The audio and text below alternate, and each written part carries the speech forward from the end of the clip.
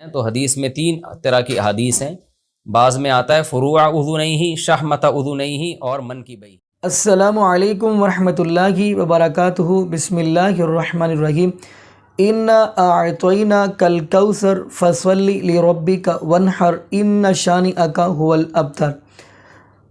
ناظرین، یہ سورہ کوثر جو آپ کے سامنے پڑھی گئی ہے، اس کے اندر اللہ رب العالمین نے فرمایا اے میرے محبوب علیہ السلام، ہم نے آپ کو حوض کوثر عطا فرمایا. اور اس کے اور بھی ترجمے ہیں، یعنی اس کا یہ بھی ترجمہ ہے کہ سیر امت عطا فرمائی. تو خیر ناظرین، اگلے جملے ہیں فصلی لربک وانحر، پس آپ نماز پڑھیے اور قربانی کیجیے. تو ناظرین، یہاں پہ جو میں بات کرنا چاہ رہا ہوں کہ نماز کے اندر کہاں تک ہاتھ اٹھائے. جب بندہ تکبیر تحریمہ کہتا ہے، کچھ لوگ تو کانوں کو ایسے یہ انگوٹھے لگاتے ہیں اور کچھ ہاتھ کھڑے کرتے ہیں، کچھ کندھوں کے برابر، کچھ کانوں کے برابر. تو ناظرین، اسی والا سے ہم آپ کو مفتی طارق مسعود حافظہ اللہ تعالیٰ کی ویڈیو دکھائیں گے کہ آخر کہاں تک ہاتھ اٹھانے چاہیے، کیا کانوں کو لگانے چاہیے یا نہیں. تو آئیے ناظرین، اسی والا سے ہم مفتی طارق مسعود حافظہ اللہ تعالیٰ کی ویڈیو دیکھتے ہیں. تو پھر انشاءاللہ اسی والا سے ہم بھی گفتگو کریں گے. تو آئیے ناظرین، مل کے ویڈیو دیکھتے ہیں. ہاتھ اٹھانے کی حد، نماز میں ہاتھ کہاں تک اٹھانا چاہیے. دیکھیں، نماز میں جو ہم رفع الیدین کرتے ہیں تو حدیث میں 3 طرح کی احادیث ہیں. بعض میں آتا ہے فروع اذنیہ، شحمۃ اذنیہ اور منکبیہ، کہ نبی صلی اللہ علیہ وسلم نے ہاتھ اٹھائے منکبین، کندھوں تک. بعض روایات میں آتا ہے شحمۃ اذنیہ، آپ نے کانوں کی لو تک اٹھائے. بعض میں فروع اذنیہ، کانوں کے کناروں تک اٹھائے. تو اس لیے اس بارے میں فقہا کے مختلف آراء ہیں. امام ابو حنیفہ رحمہ اللہ تعالیٰ کی کوشش یہ ہوتی ہے کہ تمام احادیث کو سامنے رکھ کر فیصلہ کریں. امام حنیفہ نے تینوں حدیثوں کو سامنے رکھا تو پھر یہ تعبیر کی ہے کہ کانوں کے جو آپ کے انگوٹھے ہیں نا، یہ کانوں کی لو تک ہوں گے اور آپ کی انگلیاں کانوں کے اوپر کنارے تک ہوں گی اور آپ کی ہتھیلی کندھوں تک. تو اس طرح جب ہاتھ اٹھائے جائیں تو تینوں حدیثوں پر عمل ہو جاتا ہے. یعنی جن صحابی نے ہتھیلیوں کا اعتبار کیا، انہوں نے کیا کہا، نبی صلی اللہ علیہ وسلم نے کندھوں تک ہاتھ اٹھائے. جن صحابی نے انگوٹھے کا اعتبار کیا، انہوں نے کہا کہ شحمۃ اذنیہ، نبی صلی اللہ علیہ وسلم نے کانوں کی لو تک ہاتھ اٹھایا. جن صحابی نے انگلیوں کی کناروں کا اعتبار کیا، انہوں نے کہا کہ نبی صلی اللہ علیہ وسلم نے فروع اذنیہ، آپ نے کانوں کے اوپر کناروں تک ہاتھ اٹھایا. تو صحابی نے تعبیر میں فرق کیا ہے، لیکن غرض سب کی ایک ہی ہے. تو اس لیے راجح قول ہمارے نزدیک یہی ہے کہ آپ ایسے ہاتھ اٹھائیں کہ آپ کے یہ انگوٹھے یہ کانوں کی لو تک آ جائیں، ہتھیلیاں کندھوں تک آ جائیں گی اور یہ انگلیاں کانوں کے اوپر والے حصے تک چلی جائیں گی. تو تینوں حدیثوں پر اس طرح سے عمل ہو جاتا ہے. اسی وجہ سے یہ ہمارے نزدیک یہ طریقہ سب سے افضل ہے.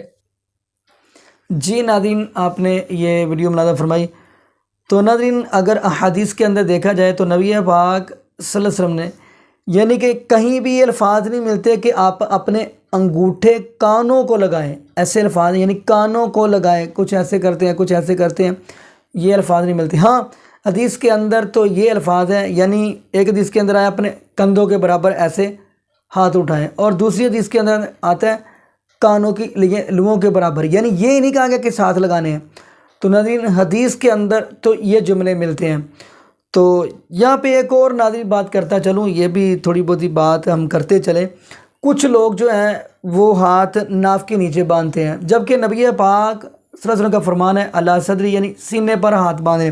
لیکن ناظرین، ایک ذہن کا یعنی کہ سوال ہے، تو یہ بھی بات کرتا چلوں کہ اگر ہم ناف کے نیچے ہاتھ باندھتے ہیں تو ناظرین آپ کو بھی پتہ ہے کہ شرمگاہ کہاں سے شروع ہوتی ہے، ناپاکی کہاں سے شروع ہو جاتی ہے. تو ہم ہاتھ کیسے وہاں پہ باندھتے ہیں. اور اگلی دلیل یہ بھی دیتا چلوں ناظرین، جب حضرت عمر فاروق رضی اللہ تعالی عنہ، یہ نبی پاک صلی اللہ علیہ وسلم کے وزیر حضرت عمر فاروق رضی اللہ تعالی عنہ کو مسجد نبوی کے اندر جب یعنی شہید کیا گیا، جب وہ خنجر مارے گئے ہیں، تو پھر اس وقت حضرت عمر فاروق رضی اللہ تعالیٰ کے ہاتھ کہاں پہ تھے؟ یعنی سینے پہ تھے. جو وار کیا ہے ابو لولو نے، اس مجوسی نے، وہ تو ناف کے نیچے کیا ہے. تو اگر ہاتھ نیچے ہوتے ناف کے تو پھر حضرت عمر فاروق رضی اللہ تعالیٰ عنہ کے ہاتھ ہی زخمی ہوتے، پھر وہ پیٹ کے اندر نہ جاتے. تو ناظرین، یہ بھی ایک اللہ پاک نے جو سمجھ دیے بندہ استعمال کرے تو ہر چیز پتہ چل جاتی ہے. تو اس کا ہم پتہ یہ چلتا ہے کہ ناف کے اوپر ہی حضرت عمر فاروق رضی اللہ تعالیٰ نے ہاتھ باندھا کرتے تھے، یعنی کہ حدیث کے اندر تو یہ ہے، اللہ صدر کے لفظ ہے کہ سینے پر ہاتھ باندھنے ہیں۔